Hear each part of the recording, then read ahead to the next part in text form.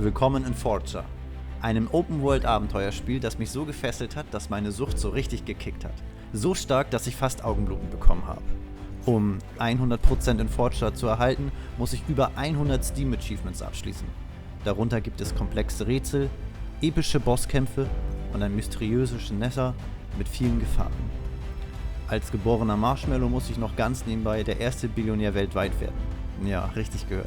Eine 1 mit 12 Nullen. Billionär halt. Yikes. Für das Taschengeld baue ich mir eine Armee von Droiden, die mich im Kampf unterstützen und beim Sammeln helfen.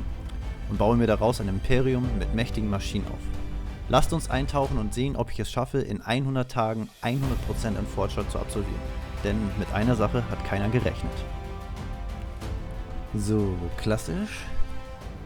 Klassisch, die originale Forza-Erfahrung. Sammle Ressourcen, baue deine Basis auf und erweitere dein Imperium. Oh yeah, da sind wir. So, erstmal das Inventar checken. Ja, okay, noch nicht so viel los hier. Ausrüstung, Spitzhacke, Siegel, Bauen, Industrie, Farm, Wirtschaft und Magie. Alles klar. Ja, dann starten wir doch einfach mal. So baute ich meinen ersten Stein ab und erhielt dafür 4 Erfahrungspunkte. Ja, mir wurde vorgeschlagen, dass ich mal einen Ofen bauen sollte und sammelte aber erstmal fleißig weitere Ressourcen und entdeckte darauf, dass ich mit meiner Spitzhacke auch Bäume bearbeiten konnte und habe dementsprechend Holz erhalten. Immer wenn ich etwas abbaue, verliere ich dadurch Energie, die mir oben links angezeigt wird. In Windeseile hatte ich meine ersten Ressourcen für meinen ersten Ofen zusammen. Kohle, Ziegel, Eisenbarren, Kohle. Riecht nach Feuer, wird für Feuer verwendet. Benötigt 2 Holz für 1 Kohle. Okay. Jetzt haben wir hier noch kurz einen Stein. Und, naja, jetzt sollte es rauspoppen. Gucken wir mal. Ja, 1 Kohle. Nice.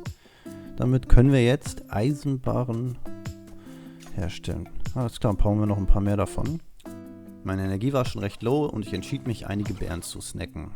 Unter anderem sammelte ich weitere Ressourcen und stand kurz vor meinem ersten Level Up. Yeah, let's go, Level 2. Es gab Industrie, Wildbeuter, Magie und Wirtschaft. Ich entschied mich mit meinem ersten Skillpoint, Wirtschaft zu lernen. Dadurch erhielt ich nämlich direkt 40 Münzen. Ich sollte Land kaufen und expandieren. Gesagt, getan, ich kaufte das Nachbarland, wo eine Fee drauf war. Was ist das hier Nettes? Kann ich dich essen oder fangen oder verkaufen?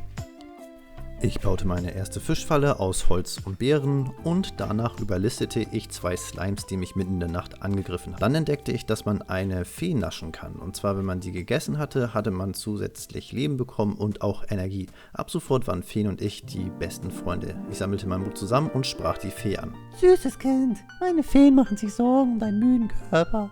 Ich muss dich um eine kleine Spende bitten. Oh, die will 1000 Gold? Verbrenn sie! Ich sammelte weitere Ressourcen und erreichte dann Stufe 3. Ich baute noch eine weitere Fischfalle und entschied mich für den Perk Industrie, wodurch ich nun Stahl und Glas herstellen konnte. Ich baute weitere Öfen und baute weitere Ressourcen ab. Ich entdeckte, dass meine Fischfallen nun was gefangen hatten. Ich freute mich schon auf den ersten Fisch, doch ich erhielt Sand. Ich baute eine Nähstation. In dieser Nähstation konnte man Faden, einen kleinen Rucksack und einen kleinen Geldbeutel herstellen. Für den kleinen Rucksack benötige ich zum Beispiel Faden und Blumen und für den kleinen Geldbeutel Faden und goldene Barren. Ich sammelte weiter und erreichte Stufe 4. Ich entschied mich für den Perk Waldbeuter, da konnte ich nämlich durch Rüben und Weizen finden. Als nächstes baute ich eine Schmiede. In dieser konnte ich Münzen, Schlüssel, Schaufeln und eine schleimige Spitzhacke herstellen. Dafür benötigte ich Flaschen und eine Flasche selber benötigt Glas und Faden. Als nächstes schaute ich, was Glas denn braucht. Ein Glas braucht Sand und Kohle. Alles klar, also probierte ich Kohle und Sand zu sammeln. Ich erreichte Stufe 5 und entschied mich für den Perk Sammeln und erhielt dadurch ein größeres Inventar von 4 Slots. Ich kontrollierte erneut die Fischfallen und freute mich über meinen ersten Fisch. Zurück zur Schmiede habe ich mich doch erstmal entschieden, eine Schaufel herzustellen, da ich bisher zu wenig Gläser hatte. Und da ist sie. Schaufel, grabe ein Loch, um Feldfrüchte und Pflanzen oder Items zu finden. Ja, dann schauen wir doch mal, ob man mit der auch hoffentlich Sand finden kann. Jawohl, sehr gut. Also pflügte ich einmal meine beiden Inseln um und sammelte ordentlich Sand. und erreichte dabei Stufe 6. Ich entschied mich für den Perk Angeln und schalte somit Angeln frei und meine Fischfallen performen 50% schneller. Kurz danach erreichte ich schon Stufe 7 und erlernte die Schneiderei. Dadurch konnten wir jetzt die Schreinerstation bauen, allerdings stellt diese nur Deko her, was ich erstmal nicht weiter verfolgt habe. Und dann fing ich mein erstes Insekt. Flaschenfackelkiefer. Genau diese brauchten wir für die schleimige Spitzhacke. Sehr gut. So, dann noch ein bisschen Glas und da sehe ich doch schon mein nächstes Opfer. So, und... Oh nein, ey. What? Wieso Flaschenwasser? Ich wollte doch das Insekt. Oh no. Als gefrusteter Marshmallow entschied ich mich direkt, das Flaschenwasser wegzuwerfen. Was soll man mit dem Schmutz? Ich baute ein neues Glas und habe mich eine Sekunde länger konzentriert und hab's fangen können. Kurz darauf entdeckte ich, dass ich für die Wasserschaufel doch ein Flaschenwasser brauche. Wie war das? Weg mit dem Schmutz. In der Schmiede konnte ich die Angel herstellen. Die kostet 5 Stahl und 5 Faden, aber ich habe erstmal keine gebaut, da ich genug Fisch von den Fischfallen bekam. Ich erreichte Stufe 8 und erlernte den Perk Handeln und konnte nun den Marktplatz freischalten. Doch mittlerweile hatten wir ganz andere Probleme. Problem 1, wir hatten zu wenig Inventar-Space. Und Problem 2 war, wir waren einfach noch super brokey-mokey. Wir konnten einfach noch nicht irgendwie was verdienen. Ich schaute, was der Markt kostet und stellte fest, wir benötigen dafür Leder. Und Leder konnte ich noch nicht finden. Ich erreichte Level 9 und erlernte den Perk Lagerung und konnte somit Tresore herstellen. Ein Tresor benötigt 3 Stahl und 10 Ziegel. So, dann wo stellen wir den Tresor hin? Hier würde ich sagen. Gucken wir doch mal, wie viel Space ist. Oh, nur 6? Naja. Egal. Das Gute ist, dass wenn man 6 Items dort reinlegt in den Tresor, werden die immer automatisch dort hinein transportiert. Sprich, wenn ich jetzt zum Beispiel Fisch looten gehe, werden die automatisch in den Tresor hineingepackt, was sehr, sehr praktisch ist. Eine sehr gute Mechanik. Am nächsten Tag sammelte ich weitere Ressourcen und erreichte Stufe 10. Ich fing noch ein weiteres Insekt und habe dementsprechend feststellen können, dass ich alle Fackelkäfer zusammen hatte. Mir fehlten jetzt nur noch 10 Eisenbarren. Ich erlernte Nähen und schaltete somit Leder frei. Und erhielt zusätzlich den kleinen Rucksack und erweiterte das Inventar für 4 weitere Slots. Und da war es soweit. Die erste Spitzhacke wurde fertig hergestellt. Schleimige Spitzhacke, Ressourcen und Pflanzen geben nun Gelee. Sehr nice. Oh, Knochenspitzhacke, Ressourcen und Pflanzen geben Münzen. Benötigt Flaschen, Käfer, Goldbarren, Eisenbarren. Nice. Ich plünderte erneut die Fischfallen und konnte mittlerweile 50 Fische erfolgreich fangen. In der Nacht von Tag 6 überraschte mich dieser Skelett hier, allerdings war er ein bisschen zu blöd, um mich anzugreifen. Easy win. Es ging weiter und ich hatte leider keine Ressourcen mehr auf meiner Insel und entschied mich erstmal alles umzugraben, bevor ich irgendwie Time waste. Ich erreichte Level 11 und schaltete das Farmen frei, wodurch ich nun in der Lage war, Sprinkler und Windmühlen zu bauen. Ich entdeckte, dass ich für das Leder Fell benötigte, aber ich habe immer noch kein einziges Fell gefunden. Eine Windmühle selber benötigt Holz, Ziegel und Faden, welche ich vorrätig hatte und dementsprechend instant die Windmühle baute. Dort konnte ich unterschiedliche Samen herstellen, unter anderem auch Baumsetzlinge. Ja, die pflanzte ich dann auch direkt ein und bekam den Tipp, wenn ich Feldfrüchte bewässern könnte, würden sie viel schneller wachsen. Das Gute ist, dass diese Bäume auch ohne Bewässerung sehr schnell gewachsen sind. In der Nacht von Tag 8 griff mich wieder ein Skelett an. Ich erreichte Stufe 12 und erlernte das Jagen, wodurch nun Gegner Gold droppen können. Ich baute eine weitere Fischfalle. Im Übrigen, umso häufiger man Objekte, Häuser oder ähnliches baut, desto teurer werden diese von den Ressourcen her. Ich brachte meinen ersten Slime um und erhielt mein erstes Gold. Das war mega, mega insane, da ich schon wirklich sehr, sehr viel gesammelt hatte. Ich erreichte Stufe 13, erlernte die Steinmetzarbeit, wodurch ich den Steinmetztisch freischalt. Ich pflanzte weitere Samen ein und hatte das Achievement Schnitte erhalten. Ich baute weitere Ressourcen ab und erreichte Stufe 14. Ich erlernte Textilien, wodurch ich Handschuhe und Stiefel freischaltete. Mittlerweile hatte ich 60 Gold auf Tasche und konnte mein erstes Land kaufen und entdeckte dort, die erste Truhe. Ich baute eine halbwegs große Golden Gate Bridge und brauchte für die Truhe einen Schlüssel. Diesen konnte ich herstellen in der Schmiede, was ich tat, und erhielt mein erstes Artefakt, und zwar das Schild. Chance von Angriffen 35% auszuweichen. Ich pflanzte an Tag 11 fröhlich weiter Samen ein und besieg etliche Gegner, um weiteres Gold an Start zu kriegen. Und erreichte dabei Stufe 15. Ich lernte den Perk Banking, wodurch ich nun Banken bauen kann. Generiert automatisch Münzen, und zwar völlig kostenlos. Oh, passives Einkommen oder was? Nice. Ich kaufte ein weiteres Land und entdeckte diesen druidenartigen Knirps. Auf jemanden wie dich habe ich gewartet. Die natürlichen Ressourcen werden von kleinen Idioten mit Spitzhacken ausgebeutet. Ich brauche 2 Fackelkäfer, damit ich sie beschützen kann. Ja gut, dann bitteschön. Danke für die Kreaturen. Diese magischen Schriftrollen schenke ich dir als Belohnung. Druidengehilfe. Hilf dem Druiden. Schriftrolle des Druiden erzeugt um dich herum natürliche Ressourcen. Na, was will er? Ich fürchte, dass die natürlichen Ressourcen immer noch ungezügelt abgebaut werden. Bringst du mir bitte ein paar Baumsetzlinge, damit ich den Wald beschützen kann? Und ich erkannte, dass er 30 Baumsetzlinge brauchte. Allerdings hatte ich nicht mehr genug Ressourcen, um diese herzustellen. In seinem Baum selber konnte man sich umziehen und sich verschiedene Outfits dabei ansehen, aber ich entschied mich, der Casual Marshmallow zu bleiben.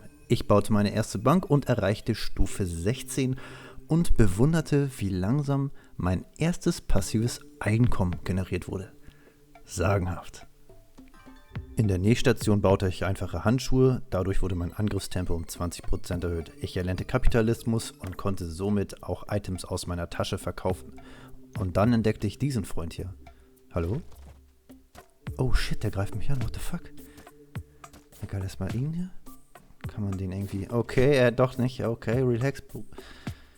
Ich aß etwas Fisch, um mein Leben wieder aufzufüllen und konnte dann das stierartige Wesen zur Strecke bringen. Und dabei entdeckte ich, dass ich das erste Mal Fell gefunden habe. Sehr nice. Ich baute noch etwas Ressourcen ab und entdeckte dann diese Kuh, die ich ebenfalls direkt zu Hack verarbeitete. Und diese gab mir nicht nur Fleisch, sondern auch Fell. Ich baute eine weitere Bank für weiteres passives Einkommen. Am nächsten Morgen baute ich den ersten Bogen, und zwar den Kurzbogen. Ich hatte alle Ressourcen vorrätig. Ich erhielt das Achievement Schmelzer zwischendrin und erreichte Level 17. Mit dem Perk Bergbau geben nun Steine 40% mehr Erfahrungspunkte. Hier haben wir das gute Stück. Und ich sah mein erstes Opfer. Okay. Haha, let's go. Zum ersten Mal haben meine Fischfallen nicht nur Sand oder auch Fisch gefangen, sondern auch ein Anker. Und dieser Anker war einfach mal 200 Gold wert. Ich habe ihn instant verkauft. Dafür kaufte ich 2 neue Länder. Einmal dieses hier mit dem Obelisken drauf und das Nachbarland für insgesamt 280 Gold. Was ist das? Oh, nice. Eine Hütte. Ich schaute in der Schmiede und sah, was wir nochmal Pfeile kosten. Und stellte fest, dass ich wie immer hungrig bin. Ich hörte einen lauten Knall und entdeckte, dass ein Stern aus dem All kam. Ich bearbeitete ihn mit meiner Spitzhacke und sah, dass ich das erste Mal Sternfragment, ein sehr seltenes Material, das nur in der Nacht gefunden werden kann. Ich hatte keine Ahnung, was ich damit machen sollte. Ich baute erstmal instinktiv einen Tresor und verstaute meine neue Beute. Ich sammelte weitere Ressourcen und beklopfte diesen Obelisk. Ich sah, dass man diesen aktivieren konnte. Wildbeuter-Obelisk. Erhalte Bonus beim Sammeln von Kräutern und Feldfrüchten. Es kann nur ein Obelisk auf einmal aktiv sein. Ah, nice. Ich sammelte weitere Ressourcen und ging das erste Mal ins Museum. Willkommen im Museum. Unsere Sammlungen sind noch eher unvollständig. Du kannst gerne helfen, alle Pakete zu füllen. Du wirst pro Paket eine Belohnung erhalten. Das Community Center hatte ich allerdings etwas anders in Erinnerung. Nun ja. Ich brachte dem Druiden die Baumsetzlinge. Vielen lieben Dank. Du hast den Wald vor den Typen mit der Spitzhacken gerettet. Als Belohnung erhielten wir eine Kiste, die war allerdings abgeschlossen und wir mussten in der Schmiede erst einen Schlüssel bauen. Wir erreichten Level 18 und erlernten den Perk Schatzkammer, sodass Banken 50% schneller Münzen produzieren. In der Kiste war dann die Nerdbrille, erhalte EP um 20% erhöht. Nice, sehr sehr praktisch, jeder sollte eine Nerdbrille haben.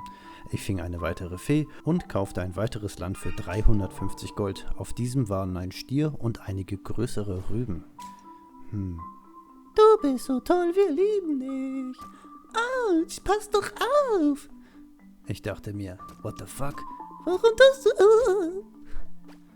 Ich war wahnsinnig nach Rüben und entschied mich, alle Rüben zu exekutieren. Ab sofort war ich der Monster-Marshmallow, weil ich alle Rüben umgebracht hatte. Ich baute weitere Fischfallen und erreichte dabei Stufe 19 und entschied mich für den Perk Kampf. Dadurch konnte ich nun Schwerter herstellen. Ich baute einen ersten Marktplatz und dort konnte man immer 3 Gegenstände alle 10 Minuten erneut kaufen. Diese wechselten sich dann immer, zufällig durch. Oh yeah, das erste Schwert. Knochenschwert, 1,5 Angriffsschaden verursacht einem großen Bogen Schaden. Das hört sich schon mal sehr gut an. Mal gucken. Ich suchte meine ersten Gegner und entdeckte, dass man auch Vorwärtsrollen machen kann. Danach schaute ich mir das nächste Upgrade an, und zwar das Goldschwert. Immer wenn man Gegner killt, kriegt man dadurch Gold. Ich erreichte Stufe 20, erlernte Kolonisierung, dadurch waren die Nachbarländer 30% günstiger. Ich kaufte einiges an Leder und konnte dadurch dann das Goldschwert herstellen. Mit 30% Rabatt kaufte ich auch nun mein neues Land. Auf diesem war ein Regenbogen zu erkennen. Ich baute eine große Brücke und entdeckte unter anderem diese Pilze, die man wild und munter schlagen konnte, allerdings nicht verschwunden sind. Ich dachte mir schon, das müsste irgendwie ein erstes Rätsel sein, allerdings kam ich noch nicht direkt drauf. Ich ging zurück in die Stadt und erhielt das Goldschwert und verprügelte froh und munter die ersten Slimes, die nun auch deutlich mehr Gold droppen.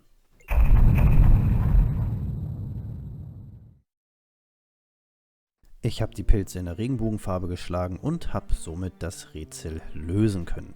In der Kiste selbst fand ich dann den Zylinder. Münzen sind 50% mehr wert.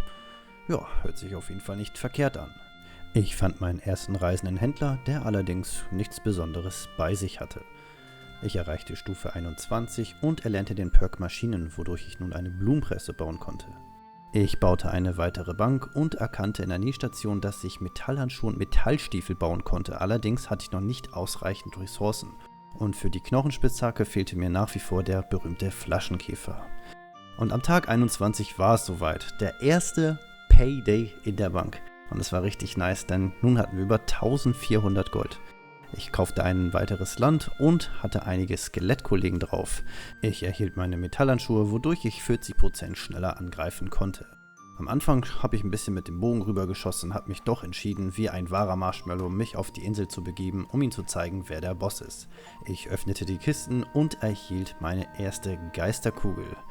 Ich habe mir nicht genauer angesehen, was eine Geisterkugel eigentlich ist und erkannte nur, dass sie 615 Gold wert ist und dementsprechend habe ich sie erstmal im Tresor sicher verstaut. In der Nacht kam noch ein Stern runter und ich erreichte Level 22 und erlernte den Perk Bohren, wodurch ich nun den Küstenbohrer bauen kann. Allerdings benötigt der 5 königlichen Stahl, was ich noch bisher nicht herstellen konnte. Ich sammelte weitere Ressourcen und entschied mich, einen Schreinertisch zu bauen. Und ja, dort konnte man nur dekorative Gegenstände bauen, wie Böden oder auch Tore. Ich entschied mich, einigen Schleimboden herzustellen, um meine Basis zu dekorieren. Ich kaufte ein weiteres Land mit einigen Säulen drauf. Dies war ein sehr simples Puzzle. Auf den Säulen drauf gibt es einige Zahlen, die man in der richtigen Reihenfolge drücken musste. Und so erhielt ich meine nächste Chest. In ihr befand sich die Laterne für eine bessere Sicht in der Dunkelheit. Ich verlegte etwas Schleimboden, sammelte weitere Ressourcen und überlistete weitere Gegner. Ich baute eine Blumenpresse und erreichte dabei Stufe 23. Mit dem Perk Handwerk konnte ich nun Königstahl herstellen. Ein Königstahl benötigt Stahl und alle Rubinen. Diese bekam man selten aus Erzvorkommen. In der Blumenpresse konnte ich Sand herstellen, mit Blumen und Stein. Aus der Schmiede erhielt ich die Metallstiefel, wodurch wir schneller laufen konnten. Ich sammelte weiter Ressourcen mit der Hoffnung, weitere Smaragde und Amethysten zu finden, denn auch Königskleidung braucht diese Materialien für die Herstellung. Ich entschied mich nun, die Fee anzusprechen. Danke, du bist so nett. Bitte, nimm das Zeichen als unsere Dankbarkeit. Feengehilfe. Hilf der Feenkönigin. Ich erhielt meine nächste Chest und hatte mal wieder keinen Schlüssel dabei. In der Zwischenzeit stellte ich eine in der Schmiede her und machte einige Grabsteine auf. Der erste Skelett überraschte mich maßlos und ich hatte nur noch einen Lebenspunkt. Ich sah nicht, dass aus dem zweiten Grab auch noch ein Skelett kam und war erstmal im Marshmallow-Himmel. Nachdem ich wieder auferstanden bin von den Toten, erhielt ich aus der Kiste die Feenaura für passive TP und Energieerholung. Und ich kann euch sagen, während des kompletten Spiels hat dieses Artefakt gar nichts gebracht. Kurz vor dem Insi-Modus plünderte ich erneut die Bank und baute daraufhin gleich eine weitere Bank für weiteres passives Einkommen. Ich kaufte ein weiteres Land und entdeckte sofort dieses Auge hier. An alle Zelda-Fans, Zelda, einfach bestes Spiel oder nicht, schreibt das mal gerne in die Kommentare. Ich baute einen weiteren Tresor und erhielt ein heiliges Relikt, fügt nahen Skeletten und Dämonen Schaden zu. Ich kaufte das Land oben drüber mit einem Schild drauf. Dort, wo keine Blumen blühen, wartet ein kleines Blumengeheimnis. Auch wenn dies kein Deutsch war, erkannte ich sofort die richtige Ecke und erhielt die nächste Chest. Mondmedaillon zeigt die Position des nächsten Sterns. Sternregen kommen nun häufiger. Ich erreichte Stufe 24 und erlernte den Perk Haustier. Na, wie wollen wir ihn nennen? Wie wär's mit Likey? Jeder, der bis hierhin geguckt hat, gerne mal ein Like da lassen. Vielen lieben Dank. Ich sammelte weitere Ressourcen und Likey hebte das auch dementsprechend auf. Good boy. Beim Marktplatz kaufte ich weitere Flaschen, erhielt einen kleinen Geldbeutel und erreichte den großen Sammelwüter. Habe 5000 Items in deinem Inventar. Ich kaufte ein weiteres Land mit einem Sandturm drauf. Ich stolzierte hin und betrat die uralte Galaxie. In der uralten Galaxie gab es mehrere Elektrosäulen und diese 4 Elektrocubes. Mein erster Plan war es, diese Elektrocubes zu nehmen und alle Elektrosäulen zum Leuchten zu bringen. Das hat allerdings nicht geklappt und ich verließ auf kurze Zeit wieder das Gebäude. Am nächsten Morgen baute ich eine neue Bank. Ich erreichte Level 25, erlernte den Perk Herstellung und konnte nun Fabriken bauen. Wird verwendet, um einige der mächtigsten Items, die es gibt, herzustellen. Klingt ja erstmal gar nicht so übel. Am Abend habe ich mal wieder ein bisschen Geld abgepumpt von den Banken. Ich baute zusätzlich eine größere Brücke, um dementsprechend noch weitere Banken aufzustellen. In der Zwischenzeit fing ich einige Käfer, und zwar die Flaschenkäfer. Das war eine sehr gute Ressource, die mir noch gefehlt hat für die Herstellung der Spitzhacke. Ich kaufte ein weiteres Land mit einigen weiteren Säulen drauf. Na, wisst ihr schon, was da drauf kommt? Genau, Smaragde kommen darauf. Ich ging zurück in die Basis, holte dementsprechend die Smaragde und sortierte diese ein und erhielt eine weitere Kiste. Köcher, Bögen verbrauchen keine Pfeile. Oh, mega mächtig, geil. Ich produzierte meinen ersten Königstahl und schaute mir das Druidenschwert an, welches zusätzlichen Bossschaden verursachte. Doch als allererstes möchte ich die Knochenspitzhacke bauen. Ich erreichte Level 26 und erlernte den Perk Ballistik. Dadurch konnte ich nun 3 Pfeile auf einmal schießen, was sehr sehr nice war. Und da ist sie. Knochenspitzhacke, Ressourcen und Pflanzen geben zusätzlich Münzen. Nice.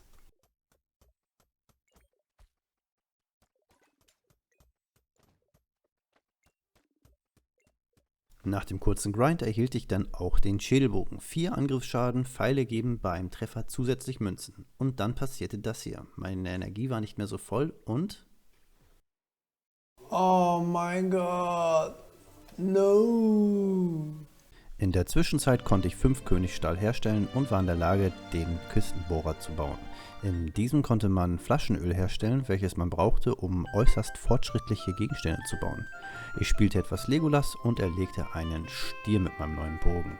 Und ja, dann kam der Legolas richtig aus mir raus und musste erstmal ein bisschen rumballern.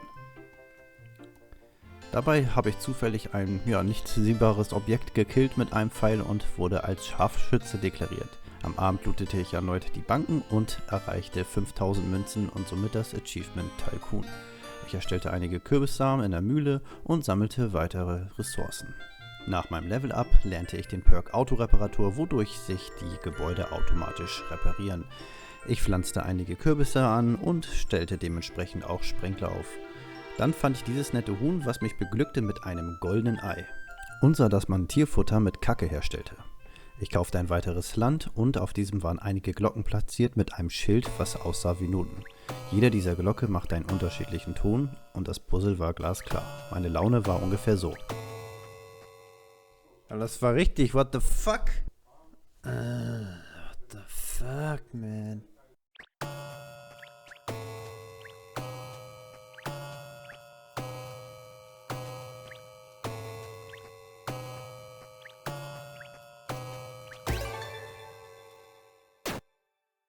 Oh yeah, baby. Schlüssel? Beim Händler kaufte ich einige Flaschenfackeln und erreichte noch das Bewässern für 100 Samen.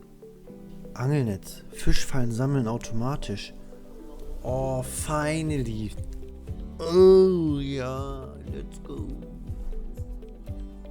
Nach der erfolgreichen Beute erkaufte ich ein neues Land und sah einige Kisten mit Stacheln drauf. Als erstes probierte ich diese Stacheln kaputt zu schießen mit Pfeil und Bogen, was nicht funktionierte. Und dann habe ich mir die Frage gestellt, wie viel Schaden würden diese Stacheln wohl machen?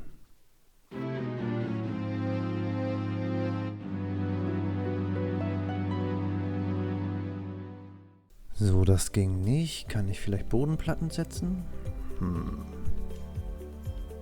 Leider konnte ich keine Bodenplatten auf die Stacheln setzen und so ging ich zurück zu meinem Hof und sammelte einige Peperonis. In meiner Basis überraschte mich dieser Laser-Tower. Immer wenn ich dichter kam, kam halt so ein roter Laser und naja, ich habe halt gesehen, der hat nicht so eine hohe Range und deswegen habe ich den einfach mal mit dem Bogen überlistet. Dabei entdeckte ich, dass er mir 14 Stahl gedroppt hatte. Ich kaufte ein weiteres Land mit einigen Fackeln drauf.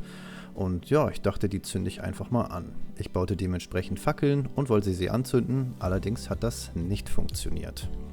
Ich sammelte weitere Ressourcen, wurde Level 28, erlernte Architektur und habe meine erste Fabrik gebaut. In der Fabrik konnte ich neue Ressourcen herstellen, und zwar Plastik, Glasfaser und Elektronik. Unter anderem konnte ich dort auch den sogenannten Zerstörer herstellen. Wird verwendet, um alles zu vernichten. Auf jeden Fall brauchen wir den, so schnell es geht. Benötigt 20 kosmischer Stahl. Diese Ressource habe ich noch nicht gefunden und ich kann euch schon mal spoilern, das wird auch noch sehr lange dauern. Ich baute weitere Ressourcen in allen Fabriken und fing eine Fee. Mit der wollte ich dann diese Fackeln anzünden, was allerdings auch nicht geklappt hatte. Ich plünderte erneut die Bank und hatte zum ersten Mal über 5000 Gold. Ich kaufte ein weiteres Land und entdeckte einige Lasertürme mit einer Chest drauf. Die ersten habe ich ein bisschen abgeflankt mit dem Bogen und den letzten überlistete ich erfolgreich mit dem Schwert. In der Kiste selbst haben wir eine Geisterkugel bekommen und ich leste zum ersten Mal den Text. Geisterkugel verwenden, um deine Werte zu erhöhen. Hä? Kann ich die snacken oder wie?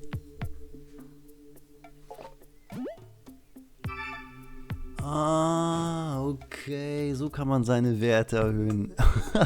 Shit, ich glaube, ich habe auch noch 1 oder 2 auf Tash in der Bank. Den ersten Geisterkugelsegen verwendete ich für eine permanente Herzerweiterung. Kurz danach ging ich zurück zur Chest und wie angekündigt hatte ich dort noch 2 weitere Kugeln. Diese verwendete ich diesmal allerdings für eine permanente Energieerhöhung.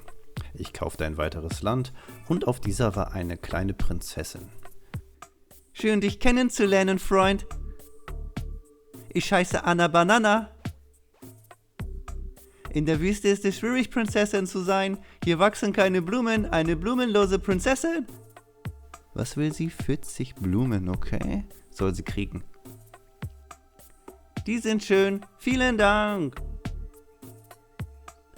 Hoffentlich magst du Tiere. Prinzessinnengehilfe hilft der Prinzessin, okay? Du hast mir geholfen, also helfe ich dir. Ich kann dir etwas basteln, womit dich die Tiere für immer lieben werden in der Wüste. Und was will sie? 2 Königstoff, okay. Annas Freunde, Tiere lieben den Geruch davon. Na gut. Im Lager erhielt ich dann das Druidenschwert, wodurch wir jetzt mehr Schaden an Bossen verursachen. Ich schaute mir zugleich das nächste Upgrade an, und zwar das Kristallschwert. Chance, Gegner einzufrieren, benötigt Königstahl und Kristall. Nicht schlecht. Ich entdeckte den nächsten Feind, und zwar einen Laserturm. Diesen habe ich wieder abgeflankt mit dem Pfeil und Bogen und entdeckte dann eine Mechanik, die sehr gut ist. Und zwar, wenn man hinter sich einem Objekt versteckt, wie hinter der Palme, konnte mich dieser Gegner nicht mehr angreifen. Ich kaufte ein weiteres Land und entdeckte auf diesem einen Elektropylon, wie in einer uralten Galaxie. Allerdings konnte ich auf diesem Landstück nichts weiteres machen, außer 2, 3 Ressourcen zu sammeln und diesen Kreis mit Zahlen zu versehen. Ich stellte eine weitere Bank auf und kaufte einige Flaschenmotten auf dem Marktplatz. Ja, und so langsam stellte ich fest, dass ich leider kein Königsstahl oder auch Königskleidung herstellen konnte, da absolut Smaragdmangel herrschte. Ich steig ein weiteres Level auf und erlernte mit dem Perk Magie 25% schneller Erfahrungspunkte zu kriegen. Ich kaufte ein weiteres Land und auf diesem befand sich dieser Obelisk hier. Bergbau-Obelisk. Erhalte Bonus-EP beim Bergbau. Es kann nur ein Obelisk auf einmal aktiv sein. Da die letzten beiden Länder eher schlecht waren, entschließe ich mich, einen Schrein zu bauen bei der Fee, mit der Hoffnung, nun bessere Länder zu kaufen. Ich verlegte noch einige Steinplatten und entschied mich dann für die kleine Prinzessin, die Königskleidung herzustellen. Um die Zeit erfolgreich zu überbrücken, baute ich mir dann die Angel. Es gibt doch nichts Schöneres als eine kleine, ruhige Angel-Session. Im Übrigen, wenn dir das Video bis hierhin gefallen hat, würde ich mich selber ein Abo freuen und natürlich auch ein Like, falls noch nicht getan. Und es geht weiter. In der Nacht entdeckte ich einen reisenden Händler, dieser verkauft der leeren Stahl und Obsidian. Obsidian habe ich in diesem Fall gekauft. Ich erweiterte mein Imperium mit einem weiteren Tresor und bearbeitete den Stern, der gerade aus dem Himmel gefallen ist. Ich machte mich auf den Weg zum Prinzessin und gab ihr die Königskleidung. Das ist perfekt. Vielen Dank, mein Freund. Bitte sehr. Und ich erhielt eine Chest und hatte mal wieder keinen Schlüssel dabei.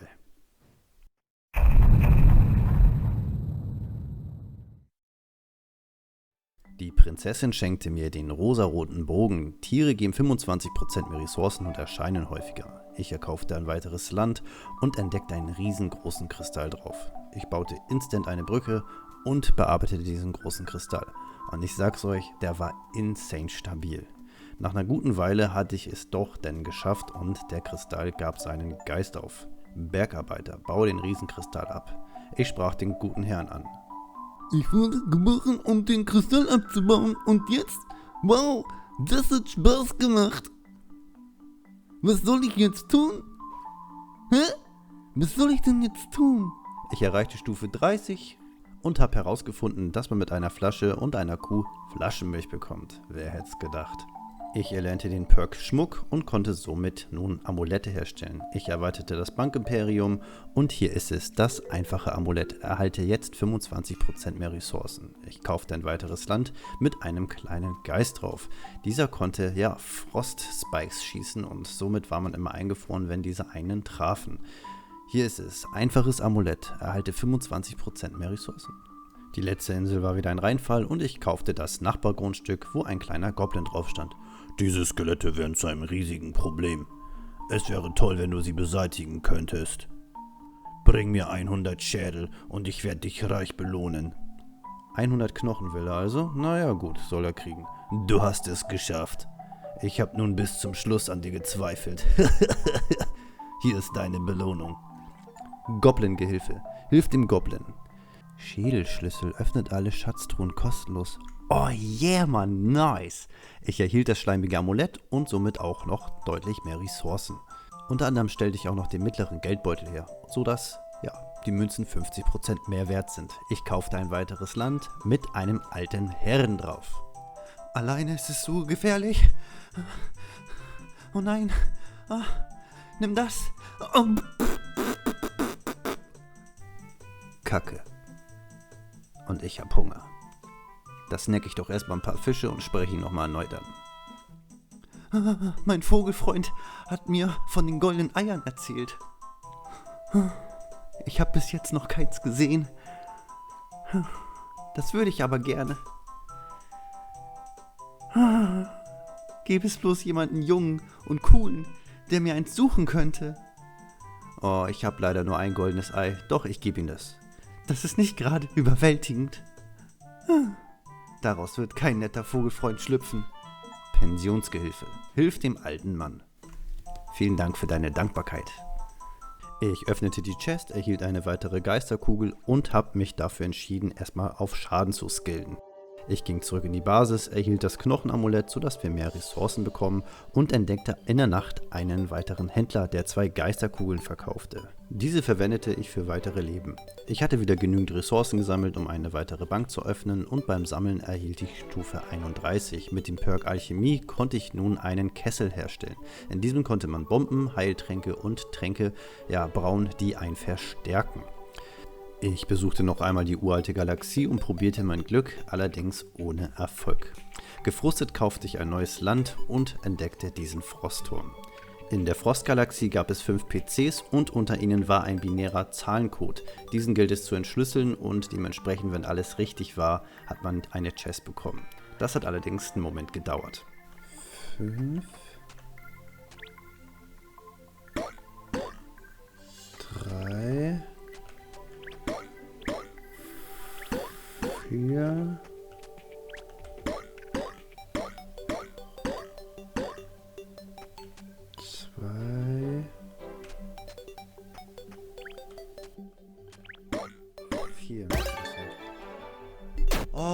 mein Gott, ey, finally, what the fuck?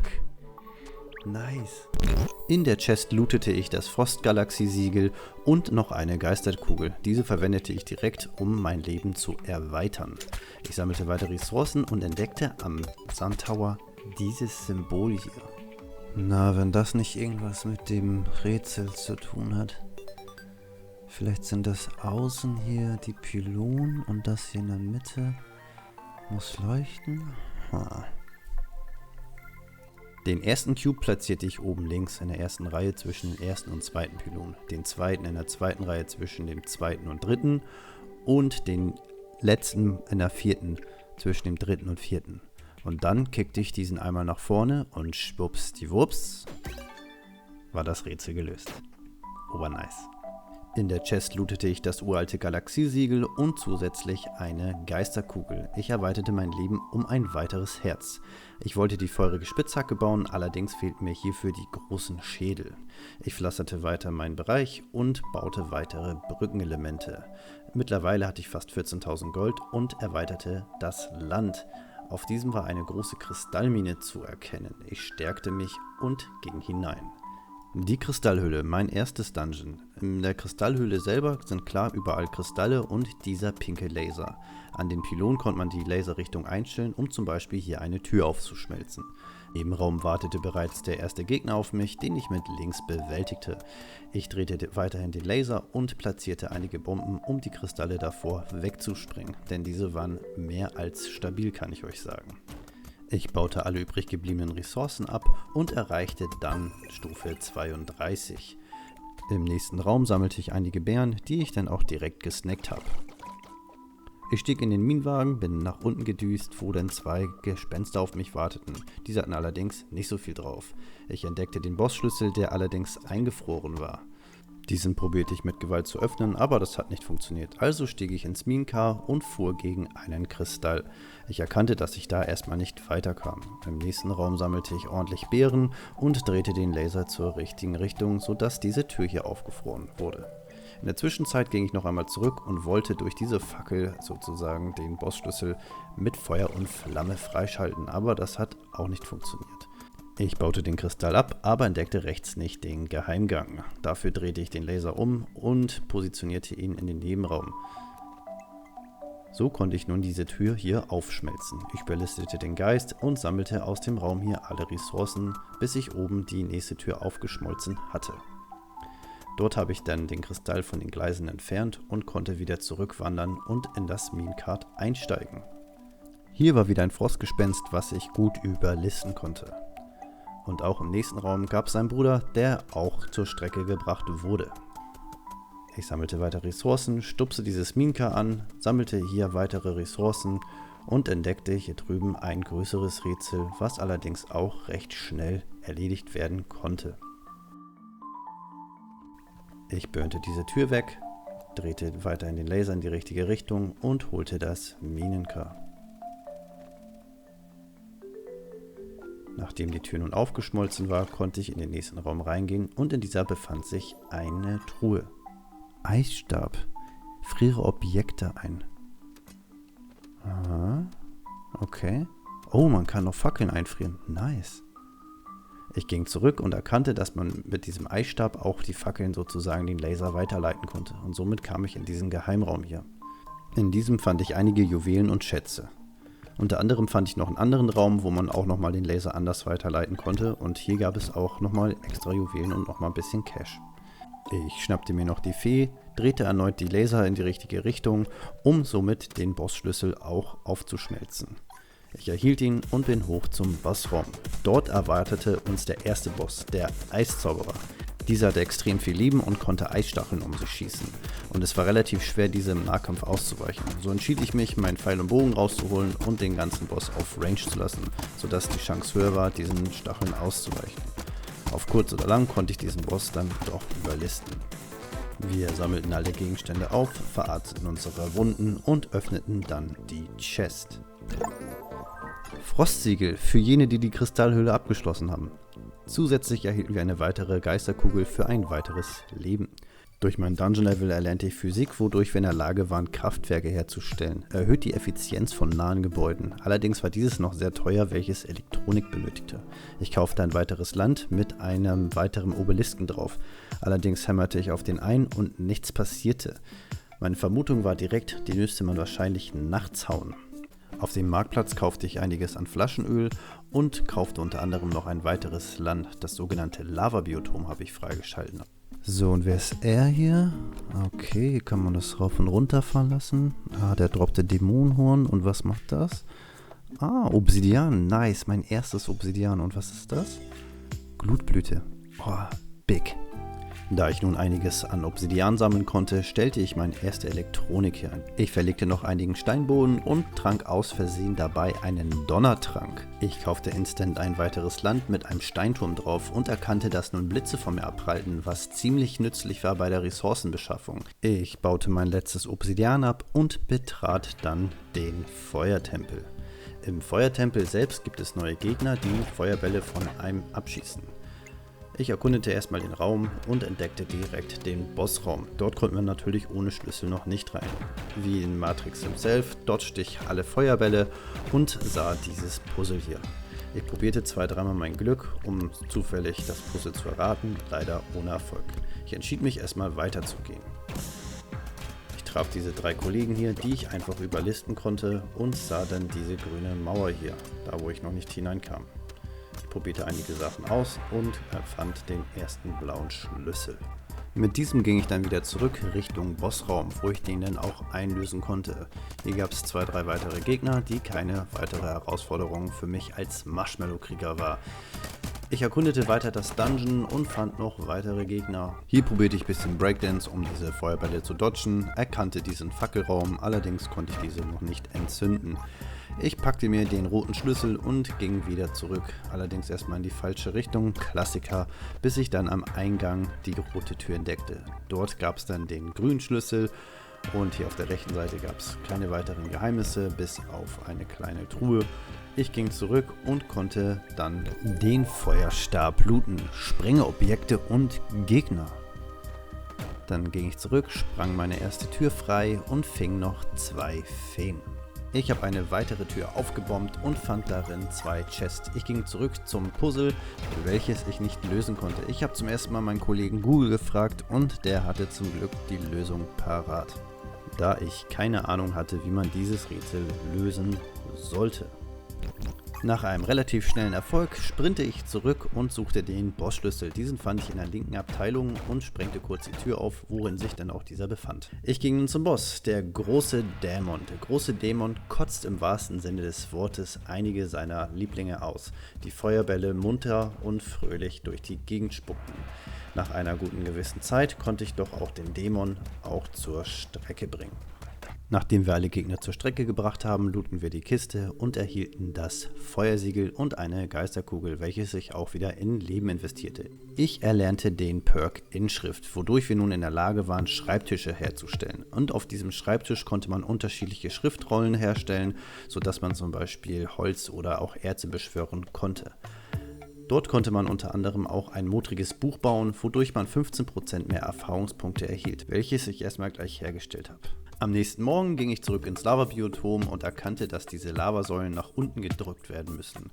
Sie kamen immer unterschiedlich hoch und runter und ich erkannte, dass ich erstmal ein Pattern auswendig lernen durfte. Das hat einige Zeit gedauert und am Abend konnte ich dann schließlich das Rätsel lösen. Das hörte sich ungefähr so an. Oh mein Gott, let's go!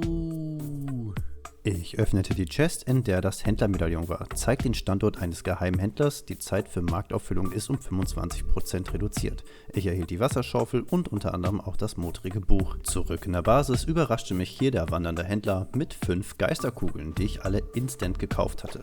Die ersten 3 Geisterkugeln investierte ich in 3 Herzen und die restlichen 2 investierte ich in zusätzlichen Schaden. In der Zwischenzeit kaufte ich ein weiteres Land mit einem Steinturm drauf. Ich lootete noch schnell eine Glutblüte und ging hinein. Die Feuergalaxie. Und ich erkannte sehr schnell, was wir eben noch in einer kleinen Version hatten, hatten wir jetzt in der Ultimate-Version. Ich prägte mir das Pattern so gut es ging ein, doch nach einiger Zeit verließ mich doch meine Motivation, weil es einfach viel zu groß war.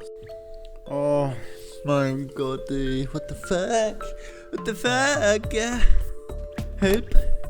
Nach etlichen Versuchen habe ich mich dann entschieden, doch einmal zu googeln. Ich habe die Lösung gefunden und habe dementsprechend die Chest erhalten und somit auch das Feuergalaxie-Siegel bekommen. Ich erhielt zusätzlich noch eine Geisterkugel, welches ich in ein Leben investierte. Danach baute ich den schleimigen Foliant in der Basis und baute meine ersten beiden Ballisten, weil ich hatte die ganze Zeit Angst, jetzt auch mal vom Boss angegriffen zu werden. In der Zwischenzeit haben wir nun 33 Achievements von 103 möglichen, passiert. Ich ging nochmal zurück in die Kristallmine, sammelte einige Kristalle und entdeckte dabei diesen Geheimraum hier. In der Chest war nichts weiter außer ein paar Juwelen. Ich erreichte Level 34, erlernte den Perk Technik, womit wir nun EMP-Granaten und auch Druiden herstellen können. Druide, du bist zu klug, um deine Hausarbeiten selbst zu erledigen. Delegiere. Was brauchen das? 2 Elektronik und 2 Glasfaser. Für die Herstellung für Glasfaser benötigt man Glas und Plastik und für Plastik braucht man Königskleidung und Flaschenöl, was extrem teuer war. Ich baute ein Necronomicon und erhielt somit 45% mehr Erfahrungspunkte. Ich baute meine erste Fabrik, wodurch alle umliegenden Gebäude deutlich schneller gearbeitet haben. Unter anderem haben dadurch nicht auch die Fabriken schneller gearbeitet, sondern auch die ganzen Banken, was sehr, sehr positiv war. Es war mal wieder Zeit, etwas Geld auszugeben und so kaufte ich ein weiteres Land mit diesem guten Herrn drauf. Hey, Marshmallow-Gesicht, ich bin froh, dich zu sehen. Schnell, ich brauche tonnenweise Kacke. Jede Kacke, die du finden kannst. Keine Zeit für Erklärung. Hier geht es wirklich um Leben und Tod. Du, ich kenne deinen älteren Herrn, der hat auf jeden Fall Schwierigkeiten. Wow, what? Er will 500? Na gut, ich kaufte ein weiteres Land für 9000 Gold und entdeckte dann dieses Gespenst hier. Bist du ein Soldat? Kämpfe gegen mich und meine Brüder. Bist du siegreich, erhältst du einen seltenen Schatz. Bring mir 10 Schädel, wenn du bereit bist. Ja, lass mich noch kurz was snacken und bitteschön. Also beginnt es. Und das ist dein Untergang. So verprügelte ich die 4 Gespenster und erhielt darauf die Chest. In dieser gab es mal wieder eine Geisterkugel und die habe ich dann gesnackt und dadurch ein weiteres Leben bekommen. In der Nacht besuchte ich diesen Obelisken hier und habe dann erfolgreich das Rätsel lösen können. Dadurch erhielt ich die Vampirflügel. Immer wenn ich einen Gegner kill, besteht 30% Chance, ein Leben zu bekommen. Ich stellte mir das Kristallschwert her, wodurch nun die Chance besteht, dass Gegner einfrieren, wenn ich diese schlage. Ich ging zum großen Dämon und probierte es direkt aus, was sehr erfolgreich war. Ich erreichte Level 36 und erkannte, dass dieser 9 Smaragde gedroppt hatte. Das probierte ich gleich nochmal aus, um zu sehen, dass das kein Zufall war. Denn für 9 Smaragde musste ich mindestens eine Woche lang grinden. So, mal gucken, was hatte er jetzt? Oh, er hat sogar 16 Smaragde gedroppt. 2 Runs, 25 Smaragde. Boah, das ist wirklich sehr, sehr nice. Ich erlernte den Perk Schürfen, wodurch Bosse nun 50% mehr Beute droppen. Danach skillte ich den Punkt Laser, damit machen Druiden deutlich mehr Schaden. Denn ich war schon ziemlich gehypt auf meinen ersten Druiden und stellte in der Fabrik mein erstes Glasfaser her, was allerdings sehr, sehr lange gedauert hat in der Herstellung. Deshalb besuchte ich nochmal den Eiszauberer in der Kristallmine und stellte fest, dass der alle 3 Rubinarten gedroppt hat. Und zwar immer in unterschiedlicher Menge. Ich ging nochmal zurück zum großen Dämon und schaute, ob das bei den Smaragden geblieben ist. Und ja, es ist dabei geblieben. Deshalb grindete ich ab sofort den Eiszauberer. Ich killte den Boss mit dem Schwert, danach mal mit dem Bogen und erlernte in der Zwischenzeit den Perk Zerstörung, wodurch ich 25% mehr Schaden mache an den Bossen. Das war Kill Nummer 3 und es folgte Nummer 4. Am Ende des Abends hatte ich um die 50 Smaragde und konnte somit sehr viel Königsstahl und auch Königskleidung herstellen, was super nice war, eine Quelle gefunden zu haben.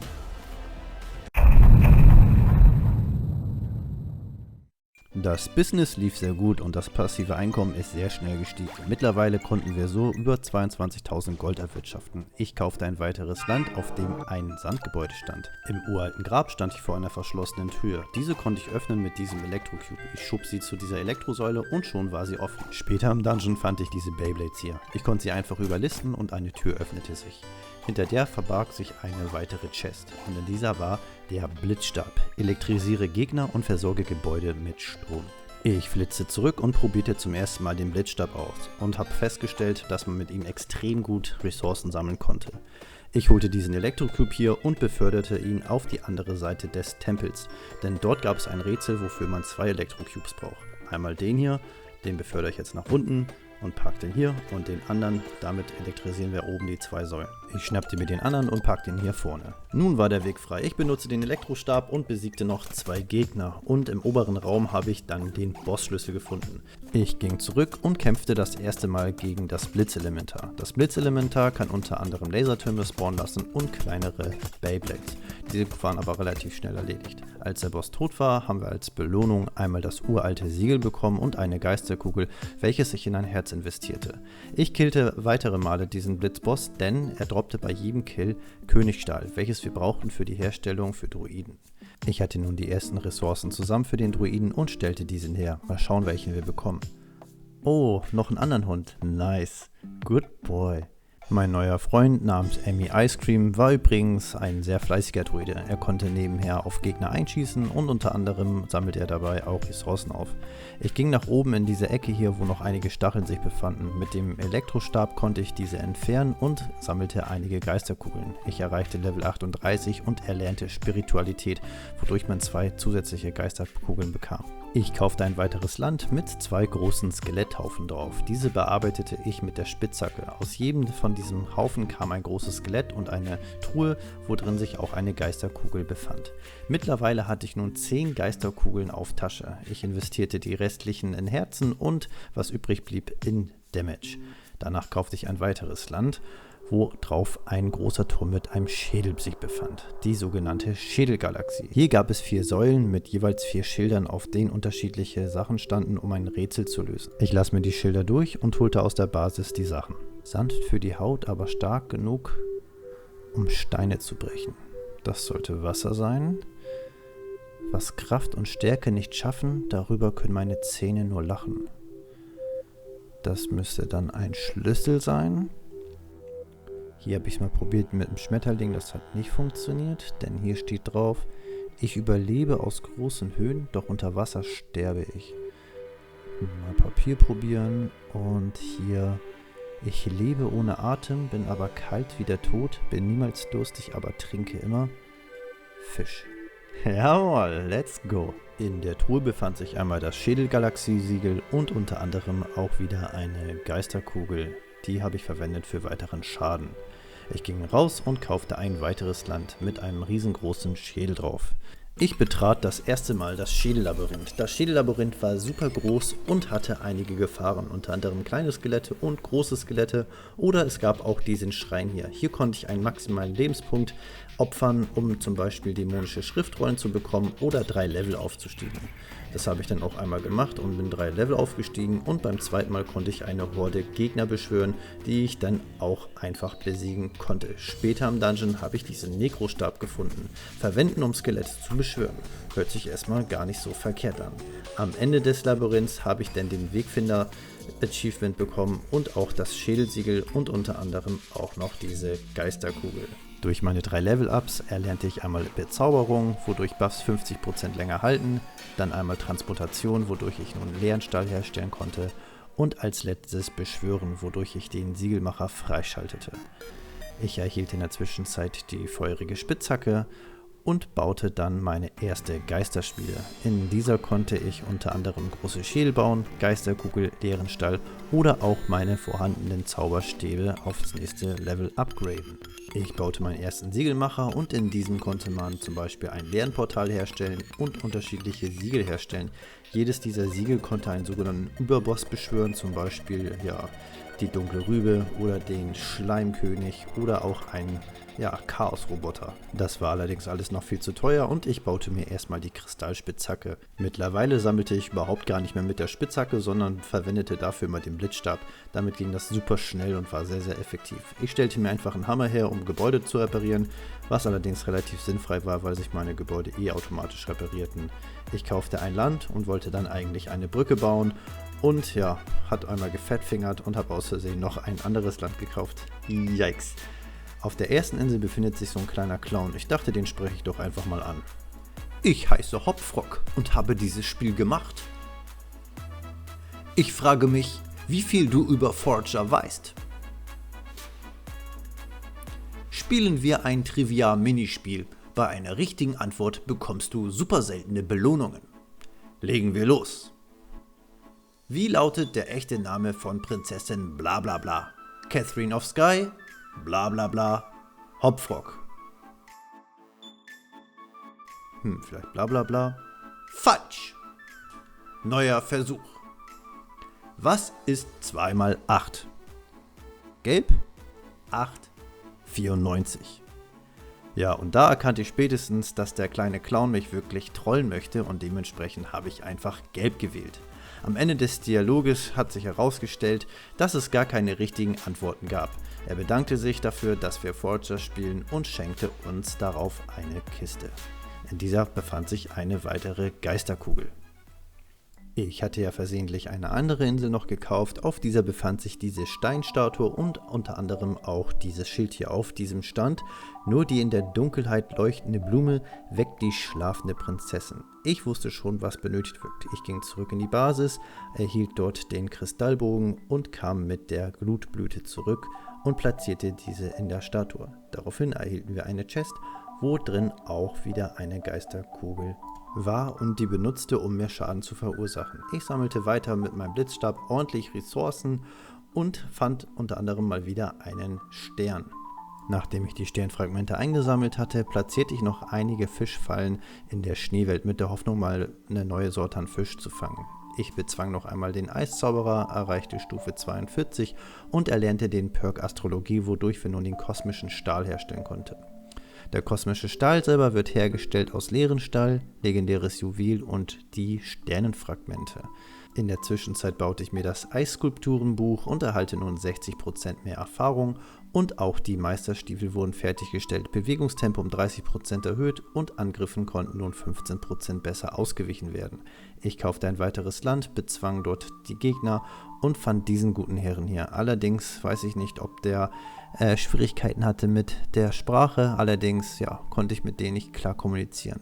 An dem Kristall selber konnte ich einen Segen wählen, zum Beispiel in diesem Fall industrieller. Dadurch haben alle meine Gebäude doppelt so schnell gearbeitet. Ich bin zurück in die Basis und habe mir das Ganze angesehen und ich kann euch sagen, mein Herz hat angefangen zu lachen. Ich baute mir als nächstes die Meisterhandschuhe und darauf folgten direkt die Roboterhandschuhe, sodass wir jetzt 70% schneller angreifen.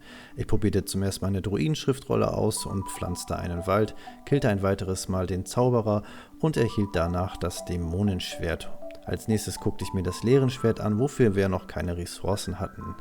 Ich baute mir Glück im Glas, dadurch konnte ich häufiger seltenere Gegenstände finden. Danach ging ich ein bisschen in die Wälder am Grinden, dann erhielt ich die Roboterstiefel und besiegt noch einmal den Eiszauberer. Dabei erreichte ich Stufe 43, erlernte Traumatologie, wodurch wir nun bessere Schriftrollen und Tränke bauen können.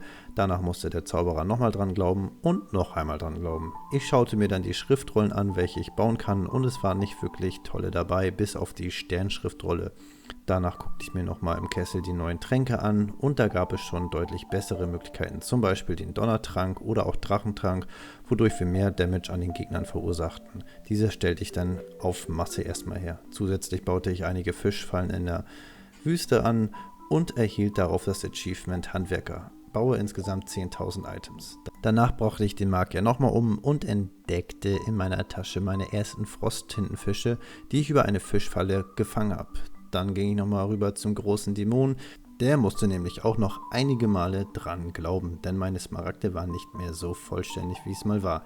Ich erlernte Glaube und konnte somit auch meinen eigenen Schrein bauen. In diesem waren immer zufällige Segen verfügbar, unter anderem zum Beispiel Geschickter. Dadurch konnte ich doppelt so schnell laufen und auch doppelt so schnell angreifen. Ich war heiß auf meinen ersten Bosskampf und baute mir dafür erstmal eine größere freie Fläche. Ich ging zum Siegeltisch und baute erfolgreich mein erstes Schleimsiegel. Doch bevor ich den Schleimkönig beschwöre, musste noch erst einmal das Blitzelementar dran glauben. Danach baute ich eine Fabrik und kaufte ein weiteres Land. Auf diesem befand sich ein Schrein. Ich opferte einen Lebenspunkt und entschied mich diesmal für Tränke. Für 5500 Gold hat mir der reisende Händler einen kosmischen Stahl angeboten, was viel zu teuer war. Ich entdeckte in der Tasche außerdem meinen ersten Lava-Aal, den ich durch eine Fischfalle gefangen hatte.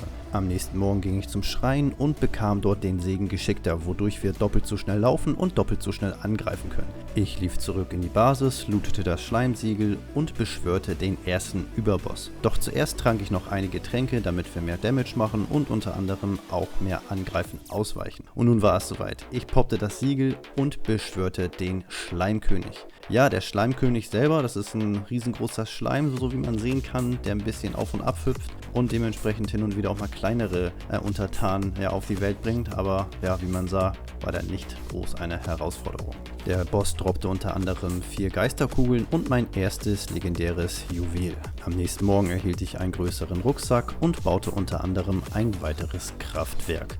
Ich gönnte mir einen starken Schluck Weisheit und habe dementsprechend doppelte Erfahrungspunkte erhalten. Danach habe ich 8 Schriftrollen der Weisheit konsumiert und bin dadurch einige Level aufgestiegen. Das Ganze hat so gut geklappt, dass ich mich dazu entschlossen habe, noch weitere dieser Schriftrollen herzustellen. In der Zwischenzeit sammelte ich weitere Ressourcen und baute gefühlt meinen 20. Tresor. Und danach habe ich noch einige Insekten in der Nacht gefangen. Insektenfänger, steck 100 Kreaturen in Flaschen. Na, ob es denen noch gut geht?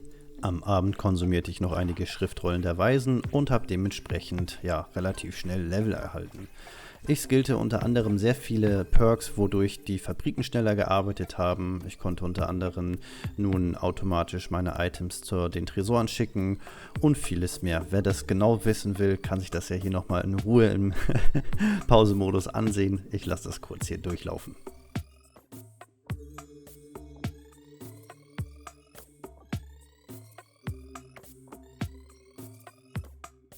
Unter anderem lernte ich auch den Perk Kochen, wodurch ich erstmal eine Kochschüssel aufgestellt habe. Ich baute einige Leuchttürme bei den Fischfallen, denn dadurch können mehrere Fische auf einmal gefangen, weil das Ganze einen Multiplikator hat. Ich kaufte dann ein weiteres Land, wodurch ich meinen frisch gebauten Leuchtturm erstmal wieder abgerissen habe. Auf diesem befanden sich einige Gegner und ein neuer Obelisk, wodurch ich mehr Erfahrung bekam, wenn ich Gegner getötet habe. Ab sofort bin ich ein wohlhabender Marshmallow, denn ich besitze über 100.000 Münzen, ja. Das hat schon eine ganze Weile gedauert, wenn ich daran denke, dass ich irgendwie 1 Trillion brauche für ein Achievement. Nun gut, aber hier ist es 134.000 Münzen. Also kaufte ich ein weiteres Land, wo einige Feuersäulen drauf standen. Ich wusste direkt, das wird wohl irgendein Puzzle sein, was ich allerdings nicht direkt lösen konnte. Dementsprechend habe ich das Nachbarland gekauft und hier gab es 4 brennende Schatztruhen. Ich benutzte meinen Froststab, um dementsprechend das Feuer zu löschen und erhielt dadurch einige Kristalle und weitere Münzen. Ich kaufte das Nebenland mit einem Turm drauf und einem kleinen Herrn. Du hast also meinen Turm gefunden. Du weißt, dass du mir jetzt ein paar Items bringen solltest. Wehre dich nicht, ich habe eine spezielle Belohnung für dich, mein Freund. Ich rede natürlich von meinem super tollen magischen Zepter. Okay, was will er? 20 Glutblüten. Glutblüten, wunderbar. Ich brauche noch ein paar Sachen, bevor ich dir mein super tolles magisches Zepter geben kann. Oh, 5 Sterne? Naja, okay. Hier, bitteschön. Nur noch eine Sammelquest für dich, mein Freund. Danach kannst du mein super tolles magisches Zepter bekommen. Na, was will er noch haben? Okay, hier kommt sie, die große Sammelquest. Bring mir etwas leeren Stahl und dann hat sich's. Oh, 10 leeren Stahl. Wo gibt's das denn? In der Geisterschmiede baute ich ein leeren Portal. Ich verwendete es und in diesem konnte ich dann hineinspazieren und erreichte somit das erste Mal den Nether Level 1. Defeat all enemies, zu Deutsch besiege alle Gegner in einer gewissen Zeit. Und ja, im ersten Level waren das nur 12. Ich poppte alle Tränke und war dementsprechend gestärkt für den ultimativen Kampf. Nachdem man alle Gegner auf einer Stufe besiegt hatte, öffnete sich ein neues Portal. Unter anderem stoppte auch dabei die Zeit und somit konnte man ganz in Ruhe alle Rohstoffe aufsammeln. Als neuer Rohstoff war unter anderem nun Leerenstein verfügbar, womit man dann auch Leerenstahl herstellte. Ich überlistete Stufe 2 und 3 problemlos und in Stufe 4 gab es dann den Laser Tower, der auch kein Problem darstellte. Ich erhielt das Achievement Leerensphäre, weil wir das Level 5 erreicht hatten. Unter anderem gab es dort auch eine Chest. In dieser befand sich unter anderem giftiger Schlamm, Uran, Ehrenrose und ein Onyx-Relikt. Übrigens, giftigen Schlamm sollte man weder essen noch anfassen, nur so als Tipp. Ich erreichte Level 6, danach Level 7 und auch Level 8 war problemlos. In Level 9 waren es nicht mehr nur noch einfache Gegner, sondern auch der erste Boss stand vor der Tür, das Blitzelementar. Ich überlistete ihn und erreichte Level 10 und erhielt dieses Achievement. In Level 11 war schon ein bisschen mehr los und ab Level 12 sah das Ganze dann schon so aus. 3 oder 4 Bosse auf einmal. Ich erreichte Level 13, habe dann Level 14 abgeschlossen und ab Level 15 gab es nicht nur noch den Elektroboss, sondern auch noch den Eiszauberer. Naja, und das Ganze wurde immer voller. Ich erhielt unter anderem wieder eine weitere Chest, wo drin das gleiche war wie in Level 5, also Uran, Onyx und Leerenstein.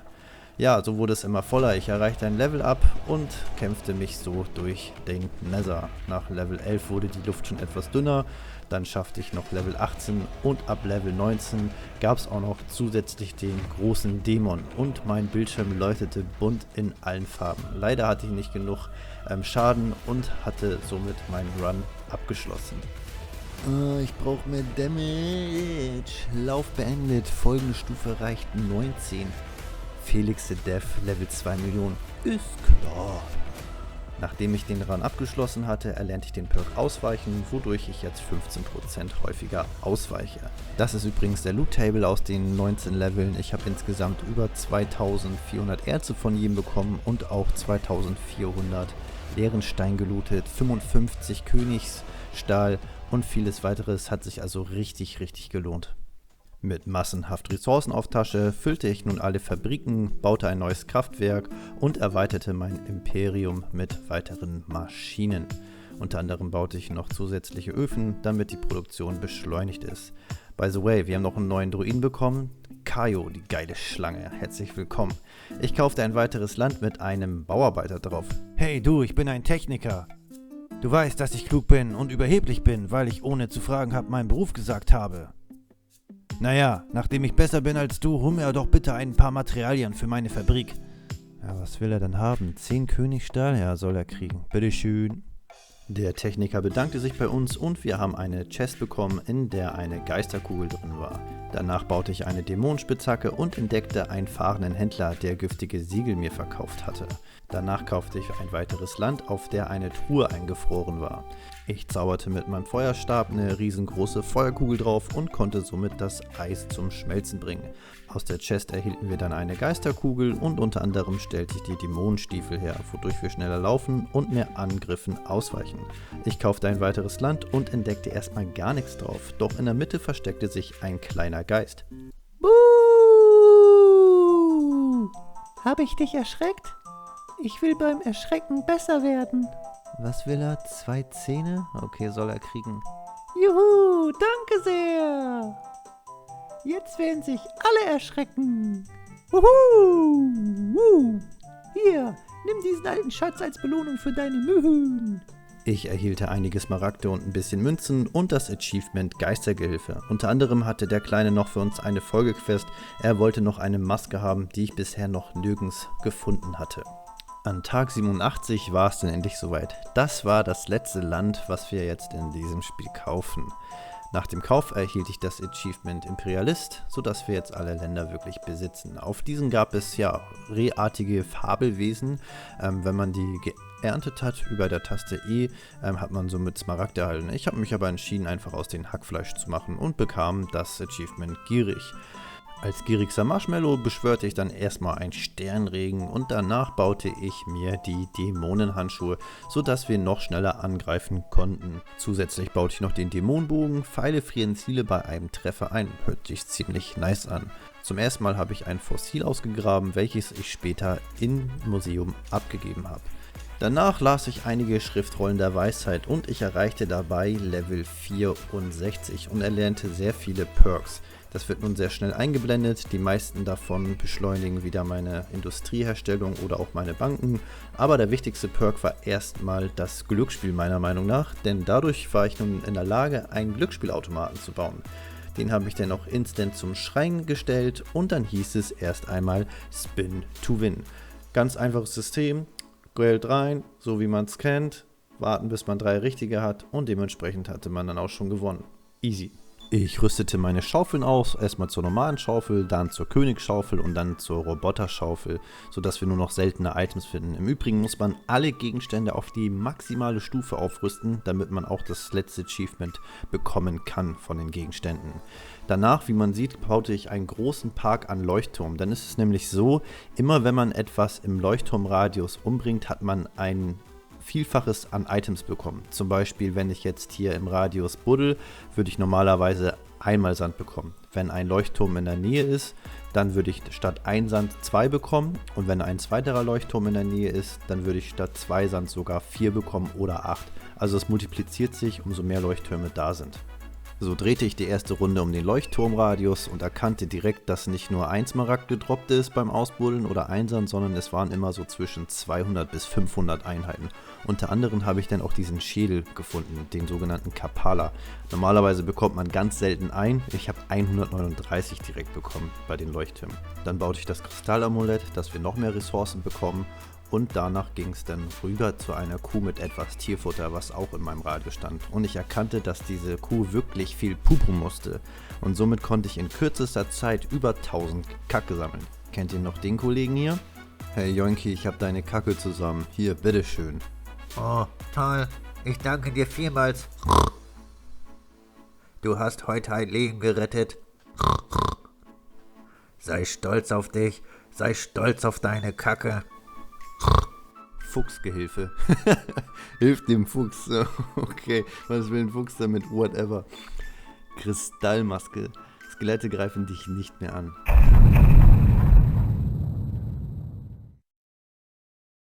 An Tag 90 baute ich erstmal eine Trainingspuppe, um zu gucken, wie viel Damage ich eigentlich wirklich mache. Mit meinem Schwert machte ich 11,5 Schaden und ja, mit dem Blitzen etwa 4. Ich stellte einen großen Geldbeutel her, danach baute ich mir noch ein dämonisches Amulett und dann upgradete ich dies noch in ein leeren Amulett, sodass wir jetzt 150% mehr Ressourcen bekommen. Unter anderem baute ich einige an Landfüllungen, ging zurück zu den Leuchtturm und ja, sah, dass mir das Huhn einfach mal 288 Eier gegeben hat, statt ursprünglichen 2 oder 3, also der Bonus ist wirklich insane. Ich probierte das Ganze mal mit dem Nekrostab aus, allerdings konnte ich nicht durchcasten, weil dieser hat halt wie jeder andere Stab auch Zaubermacht und diese war immer extrem schnell erschöpft, so hat sich das Ganze nicht gelohnt. Ich baute mir den riesigen Geldbeutel, wodurch Münzen um 100% mehr wert sind und beschwörte einige Erze mit der Schriftrolle des Bergbauers und ja, das Ganze habe ich dreimal wiederholt. Nach einer Runde hatte ich etwa 30.000 Golderze, 30.000 Eisenerze und auch an die 30.000 Kohleerze bekommen. Das hat sich also richtig gelohnt. Ich stellte mir die leeren Stiefel her, wodurch ich nochmal mich schneller bewegen konnte und auch noch häufiger ausweichen konnte. Danach baute ich mir den Tycoon-Geldbeutel, der extrem teuer war. Dieser kostete 15 Plastik und ein goldenes Ei. Am Tag 91 war es dann endlich soweit. Ich erreichte Level 65 und konnte somit den letzten Perk kalkhaltig erlernen. Ja, somit hatten wir alles erlernt und bekamen das Achievement Geschick. Lerne alle Skillpunkte. Ich beschwörte einen Stern, dieser war dann auch in dem Leuchtturmradius und dieser gab statt 2 Sternfragmente einfach mal 900. Also es ist wirklich maximal overpowered. In derselben Nacht beschwörte ich noch einen Überboss und zwar meinen ersten Rübensiegel, weil ich jetzt dachte, ich bin der Obermarshmallow mit Level 65, kann der mir gar nichts. Allerdings zeigte er mir ganz schnell, wer hier der Boss ist. Am Anfang hat er hier noch ein bisschen gechillt, doch dann ist er komplett ausgerastet und mein Leben ist insane gedroppt. Ich flüchtete erstmal und suchte das weiter und habe erstmal ein paar Fische gesnackt, um mein Leben wieder aufzufüllen. Nach längerer Zeit konnte ich ihn dann doch bändigen, obwohl ich auch ein wenig Angst um meine Basis hatte, weil überall Laserkugeln rumgeflogen sind. Als ich ihn dann zur Strecke gebracht habe, klang ich ungefähr so. Oh mein Gott. Oh shit. Der war ja turbo strong. Um erstmal wieder ein bisschen runterzukommen, ging ich an den Spielautomaten und probierte dort etwas mein Glück. Unter anderem konnte ich dort das erste Mal Sphinx erspielen, was ich noch nicht wusste, wo ich es sonst her bekäme. Die braucht man nämlich, um seinen Zauberstab aufzurüsten. Da ich nicht mehr so viel Holz auf Lager hatte, entschied ich mich einfach mal in den Wald zu spawnen bei den Leuchttürmen und hatte dementsprechend meine Lager wieder aufgefüllt. Danach pflügte ich noch einmal den Boden um und entschied mich nun meinen Meteorstab zu bauen. Zur Erinnerung, das ist noch die normale Form, es fliegt ein Feuerball und die aufgerüstete Version schießt nun 3 Projektile. Ziemlich nice. Dann rüstete ich noch den Sturmstab auf, auch hier gilt das gleiche, vorher war es ein Strahl, nun haben wir 3 davon. Sehr, sehr mächtig. Zu guter Letzt wandelte ich den Froststab in einen Blizzardstab und dieser verschoss nun 5 Projektile, was super mächtig war und ja, der hat einfach mehr oder weniger alles auseinandergenommen, was ihm im Weg stand. Beim Glücksspiel gewann ich Dino-Eier, welche sich der Druide gewünscht hatte. Vielen lieben Dank. Ich verspreche, dass ihm nicht zustoßen wird. Ich werde ihn Toni taufen. Ich erhielt einige Chests mit einigen Smaragden drin. Danach baute ich einige Elektronik und verlegte eine Schiene. Denn dann baute ich meinen ersten Zug, weil ich zu faul war, immer nach oben zum Leuchtturm zu latschen, um dort dann alles zu grinden. Nach langer Zeit habe ich mal wieder das Museum besucht und wollte dann dort die ganzen Pakete abschließen. Dafür habe ich immer eins geöffnet, geschaut, welche Ressourcen benötigt werden und dann einfach einen Screenshot gemacht und nach alle Items abgeliefert. Für jedes Paket erhielt ich ein Achievement und eine Truhe. In jeder Truhe gab es eine Geisterkugel und die habe ich alle in Schaden investiert.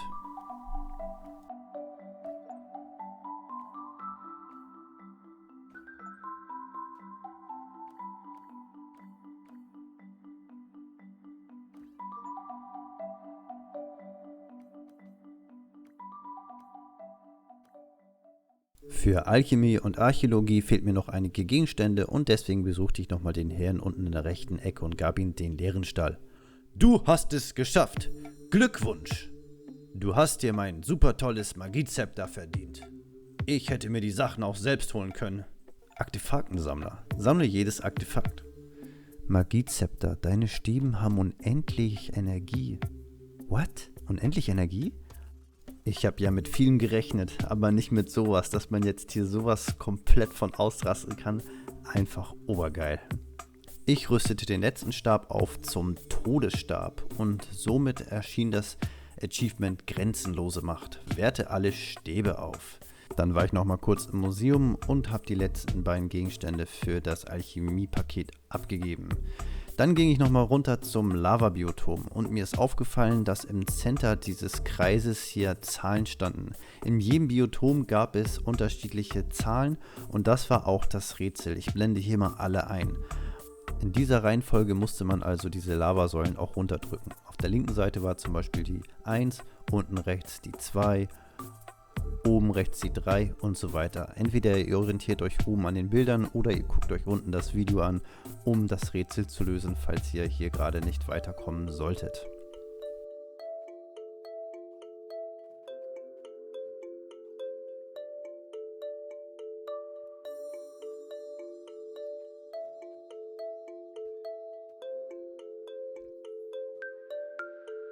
Mittlerweile war es schon Tag 96 und ich habe festgestellt, dass ich erst 75 Achievements von 103 möglichen gelöst hatte und wusste, das wird ein ganz, ganz enges Höschen. Und ja, ich habe mir überlegt, was mache ich? Sollte ich vielleicht eine 200-Tage-Folge draus machen oder 2 Teile? Aber ich habe mich entschieden, alles an einem Stück durchzuziehen. Und falls ihr bis hierhin geguckt habt, vielen lieben Dank. Es wird noch richtig nice und da geht es auch jetzt weiter. Zurück am Grindspot buddelte ich nochmal alles um und beschwörte dann nochmal einige Skelette. Und ich stellte fest, dass es ziemlich gut funktionierte, denn ich hatte jetzt ja unendlich Zaubermacht und konnte das Ganze durchspammen. Ja, das habe ich dann ungefähr mal für 5 Minuten gemacht und dann kam dieses Achievement hier. Millionär Boys! Let's go! Als frischer Millionär wollte ich dann auch im Museum das letzte Paket abschließen und das habe ich somit auch geschafft. Du hast alle Pakete abgegeben. Das ist hervorragend. Nimm dies als Zeichen der Ehre. So, da bin ich mal gespannt, was da nun drin ist. Kurator. Nur für jene, die alle Museumspakete abschließen. Museumssiegel. Oh yeah. Ah, und wieder eine Geisterkugel, war ja klar. Ich musste nochmal ins Schädellabyrinth, denn dort gab es Fackeln und es gilt, alle Fackeln zu entzünden. So lautete das Achievement und ich sag euch, ich war heilfroh, als ich das abgeschlossen hatte, weil das Labyrinth extrem groß war. Danach wollte ich das Achievement Bomberman freischalten. Dafür musste man 3 Bomben hintereinander abwerfen. Als erstes habe ich 3 unterschiedliche geworfen, in dem Fall eine normale Bombe, eine EMP-Bombe und eine Atombombe, was auch sonst.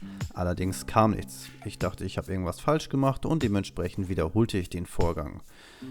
Und wie man sieht, kam kein Achievement. Dementsprechend habe ich einfach 3 einfache Bomben genommen, die Maustaste gedrückt gehalten und dann kam auch das Achievement. Ich bin nochmal in den Netto abgestiegen, allerdings diesmal nicht zum Kämpfen, sondern zum Angeln, denn hier gab es keine Fische, sondern sogenannte Kankenaugen. Die benutzte man, um bestimmte Gegenstände zu bauen, zum Beispiel Handschuhe, Schuhe oder auch das Schwert konnte damit aufgerüstet werden. Nach gut einer Stunde hatte ich dann 17 Krankenaugen gefangen und ich habe festgestellt, dass ich insgesamt 30 brauchte für die Lernhandschuhe. Zum Glück brauchte ich nur 10 für das Lernschwert und habe dies erstmal hergestellt, denn nun haben wir die Chance, bei Angriffen Feuerbälle zu erzeugen, was ziemlich nice war. Am Tag 99 startete ich das wildeste Achievement in meiner gesamten Gaming-Karriere. Und zwar in Forager musste man alle blauen Flächen mit Brücken versehen. Ich startete oben links und als ich unten rechts ankam, ging ich kurz in den Turm und fand hier zufällig einen Geheimgang. Naja, zurück zum Business. Ich füllte also alle blauen Stellen und fing schematisch oben links an, ging dann nach unten rechts, bin gerade oben rechts und wie man hier sieht, konnte man auch Brücken hinter das Layout bauen.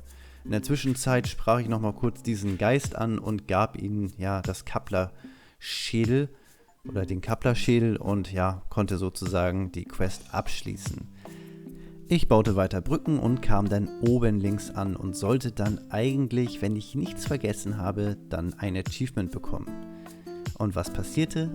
Es passierte nichts. Und ich hörte mich nach einer guten Weile etwa so an.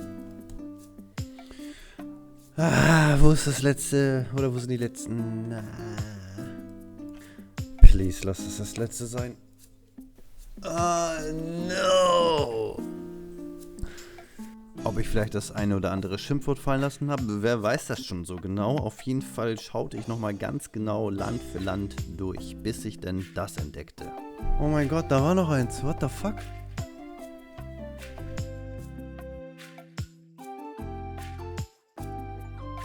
Let's go! Alter, fuck. Ja, das letzte Teil befand sich einfach hinter einer Fabrik. GG. Das nächste Achievement hat's auch in sich, denn wir müssen in Forager alle Geheimräume finden. Einen Geheimraum erkennt man immer an einer rissigen Wand. Ja, man konnte entweder mit einem Blitzstab so raufhalten und dann öffnet sich das, wie jetzt hier, oder man kann eine Bombe vorlegen oder auch mit dem Feuerstab draufhalten und dann kann man, wie gesagt, in den Geheimraum. Der erste befand sich hier vorne rechts, der zweite befindet sich auf der linken Seite, der dritte befindet sich weiter nördlich auf der rechten Seite im uralten Grab. Und das waren sie auch schon. Im Schädellabyrinth gab es auch einige Geheimräume. Der erste befand sich auf der rechten Seite über den Skeletten. Der zweite auch auf der rechten Seite eher am Anfang. Oben rechts gibt es ein kleines Skelett. Und hier habe ich dann den nächsten Geheimgang gefunden. Und fast am Ende des Schattenlabyrinths gab es dann auch nochmal mittig eine Schatztruhe. So, das waren auch alle im Schattenlabyrinth. Dann geht es rüber zum Feuertempel. Hier im Feuertempel gibt es hier oben die verschlossene Tür. Die bombt man einmal mit dem Feuerstab auf. Und oben rechts befindet sich dann auch noch ein weiterer Geheimgang. In jedem Geheimgang befindet sich übrigens so eine kleine Chest mit Smaragden und etwas Geld drin. Hier im Matrix-Raum, so wie ich ihn genannt habe, gibt es auch noch einen Geheimgang und hier unten rechts beim Puzzle war auch noch ein weiterer Geheimgang. Dann beim Bossschlüssel beim Feuertempel gab es auch noch einen Geheimgang und ja, das ist hier zwar kein Geheimgang mit den Fackeln, aber ich dachte, das nehme ich einfach auch nochmal mit auf. Dann hatten wir alle im Feuertempel, im Kristalltempel musste man zum Minecart und zwar zum zweiten. Unten links befindet sich dieser Geheimgang. Und zu guter Letzt müsste man hier nochmal hochfahren, kurz den Gegner hier wegbomben. Und auch ganz im Norden ist der letzte Geheimgang. Noch nicht ganz, aber der vorletzte, sorry.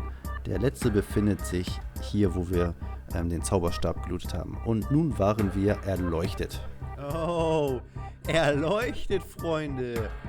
Woo! Mein Plan ist es, eine ganze Armee von Druiden zu bauen. Allerdings besitzen wir erst 4 und jetzt sind die Kosten schon extrem hoch. Ich muss mir irgendwas einfallen lassen. Als Zwischenfazit, momentan haben wir 86 von 103 Achievements abgeschlossen, also noch eine Menge zu tun. Das nächste Achievement war relativ einfach. Ich musste mit kosmischem Stahl eine sogenannte nukleare Maschine bauen und diese nukleare Maschine musste ich dann auf eine beliebige Fabrik anwenden. In dem Fall wählte ich ein Kraftwerk und habe dadurch das Achievement verrückter Wissenschaftler bekommen. Diese Prozedur mussten wir nicht nur einmal durchführen, sondern 100 Mal, um sozusagen das letzte Achievement davon zu erhalten.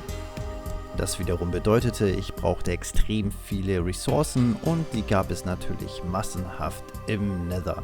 Also ging es nochmal tief hinab und ja, die ersten Stufen konnten easy peasy bestanden werden mit meinen neuen Druiden und mit meiner neuen Ausrüstung.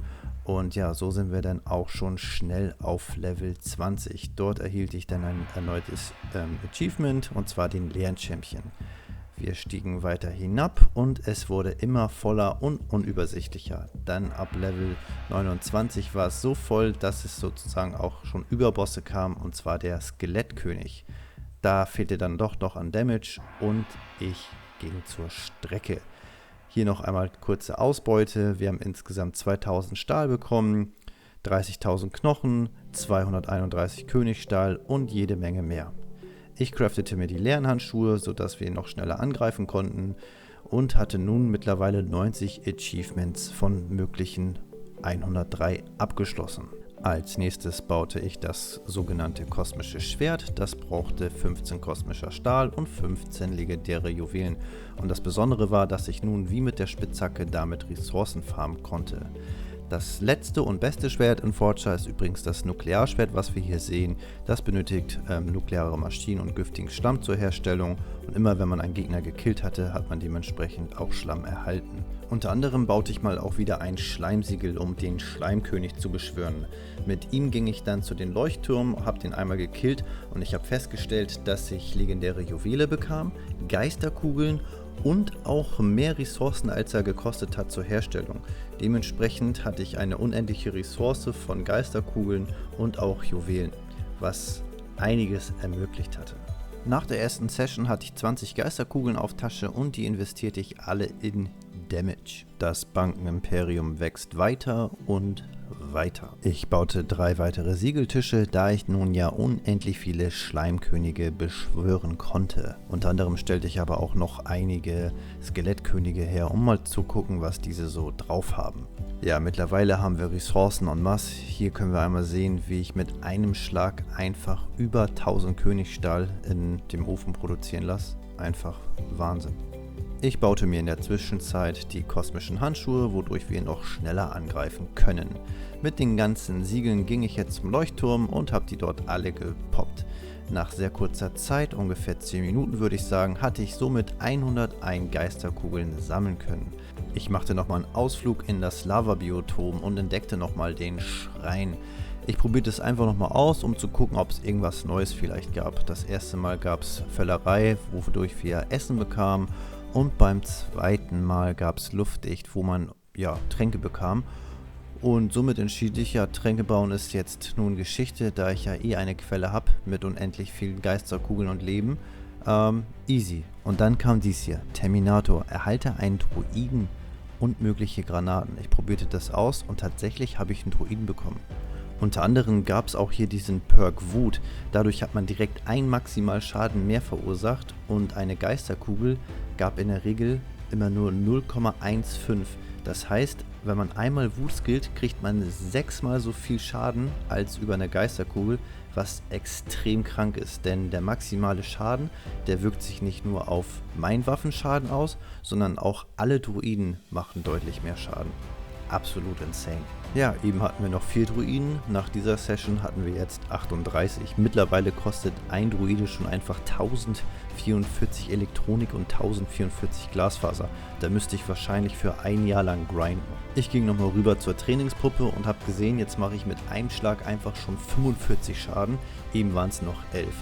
Das hieß, ich ging wieder zum Siegelmacher und baute eine Armee von Schleimkönigen für maximale Geisterkugeln.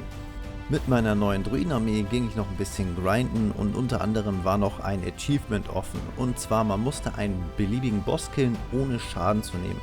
Das hieß, man musste in den Tempel hineingehen und man durfte zum Beispiel auch keinen Schaden von Feuerbällen oder anderen Gegnern bekommen. Ich poppte noch 2, 3 Tränke, um ja so wenig wie möglich von irgendwas getroffen zu werden. Dann holte ich den Bossschlüssel und ging zum Boss und dann passierte das hier.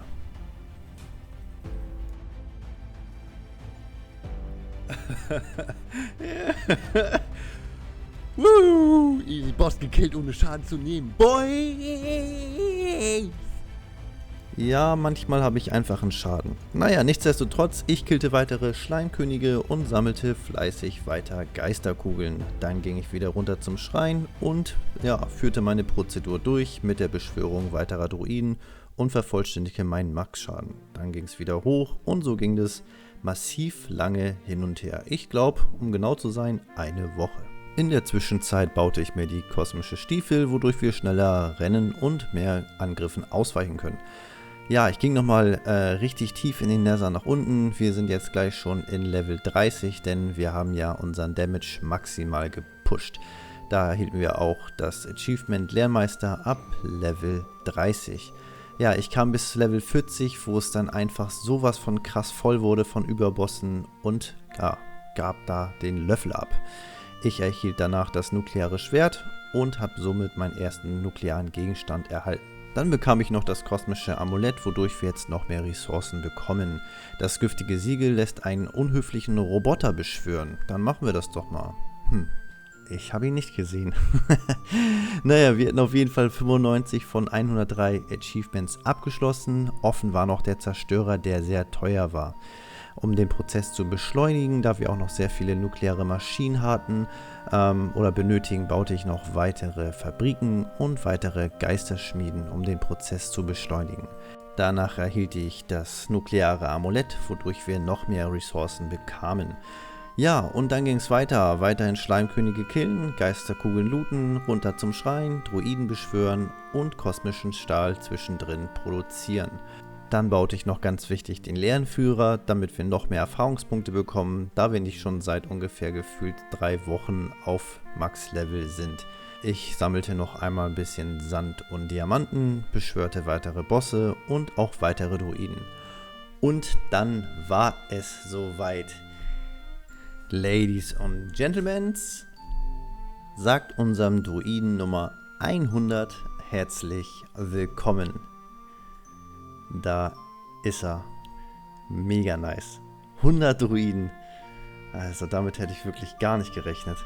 Das war nicht nur das erste Highlight, denn das zweite war direkt. Nun haben wir auch endlich den Zerstörer verwenden, um alles zu vernichten.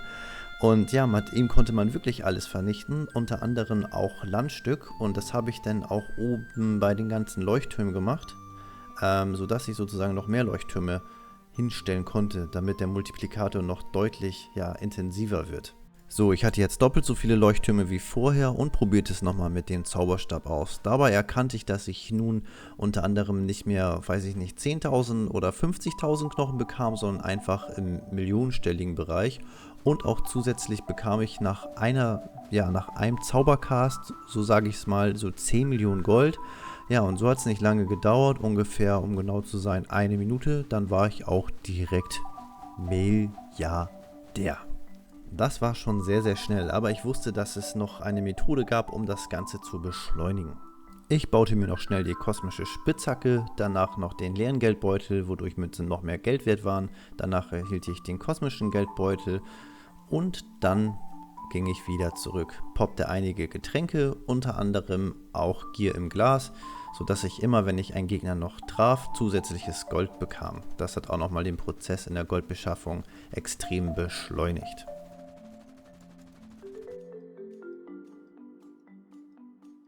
Zwischendurch baute ich noch einige nukleare Brennstoffzellen, denn die werden benötigt für die nuklearen Maschinen, wovon wir ja 100 Stück benötigen. Und ja, weiterhin war Programm kosmischer Stahl und ich erhielt dann noch auf kurz oder lang die nuklearen Handschuhe und somit das letzte Upgrade für diesen Slot und auch die nuklearen Stiefel, was ebenso war. Kurz darauf erhielt ich noch den Dämonenbogen und danach ging es wieder zum Goldgrinden. Zwischendrin baute ich mir dann noch den leeren Bogen und die nukleare Spitzhacke. Ja, dann baute ich beim Grindspot noch einige Ballisten auf mit der Hoffnung, dass der Grind dadurch beschleunigt wird. Das hat allerdings keinen positiven Effekt gehabt. Mittlerweile hatten wir schon 20 Milliarden auf dem Konto und haben 50% der nuklearen Maschinen hergestellt, also noch 50 to go. Um den Prozess zu beschleunigen, habe ich noch einige weitere Geisterschmieden gebaut. So, mittlerweile hatten wir schon 40 Milliarden auf dem Konto und konnten in der Zwischenzeit 75 nukleare Maschinen herstellen. Ja, kurze Zeit später war es dann endlich soweit und wir hatten die 100 Maschinen auf Tash. Nun baute ich noch die letzten Gegenstände, die fehlten. Einmal der kosmische Bogen, danach der Nuklearbogen und dann fehlte noch das Meisterwerk für mehr Erfahrungspunkte und der Nuklearkodex. Und somit hatten wir alle Gegenstände fertiggestellt.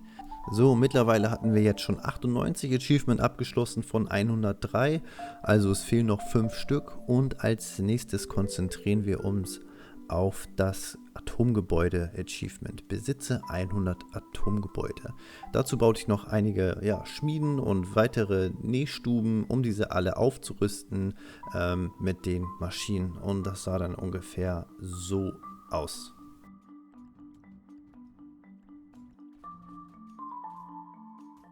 Produktionsmeister, besitze 100 Atomgebäude gleichzeitig. Oh yeah, das hat richtig lange gedauert, war ein sehr, sehr teures Achievement. Ich bin heilfroh, dass wir es jetzt erledigt haben. Aktuell fehlt nur noch 1 Million Münzen aus der Bank und 1 Trillion insgesamt. Mein Plan war es sozusagen erstmal noch weiter zu grinden und sobald ich die Million durch die Banken verdient habe, verkaufe ich alles. Im Übrigen hatten wir mittlerweile 37 Billionen Knochen und 3 Billionen Schädel gesammelt. 131 Tage später erhielt ich das Achievement Münzensammler, 1 Million Münzen durch Banken. Halleluja, dafür, dass ich das erste Mal Gold verdient habe über Banken, mein lieber Scholli. Kurz vor dem großen Finale musste ich allerdings noch einige Male sterben, da es auch ein Achievement gab, dass man 10-mal sterben musste und bis dato war ich nur 2-mal tot und das musste ich eben einmal nachholen. Ja, und jetzt war es soweit. Der finale Tag, 134 Tage in Forja. Ich verkaufe nun den Schädel.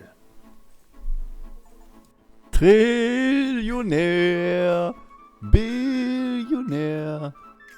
Woo! GG Boys. Easy clap. Nach dem Verkauf der Schädel und der ungefähr 60 Billionen Knochen hatte ich ein Vermögen von 3,35 Trillionen. Ja, hier sehen wir nochmal alle Heldentaten, die abgeschlossen sind. Ich bin gedanklich, gut fertig, aber ich bin auch mega gehypt auf das nächste Abenteuer. Es steht schon direkt vor der Tür. Ich bin dabei und ich hoffe, wir sehen uns auch im nächsten Video.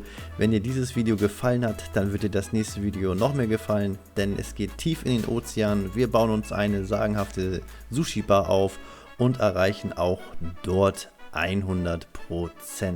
Um welchen Titel es sich handelt, das werdet ihr früh genug herausfinden. Bis dann.